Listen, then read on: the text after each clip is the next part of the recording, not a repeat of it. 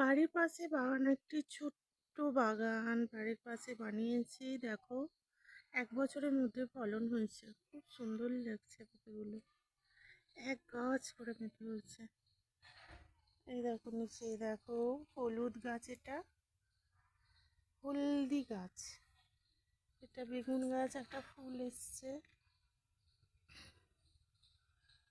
ছোট্ট আম গাছ, লঙ্কা গাছ,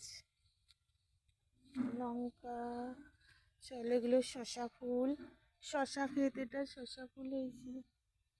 দেখো একটা শশা তো খেয়েই নিয়েছে বাকিতে, দেখেছো কত সুন্দর গাছ, বৃষ্টির জন্য মারা গেছে।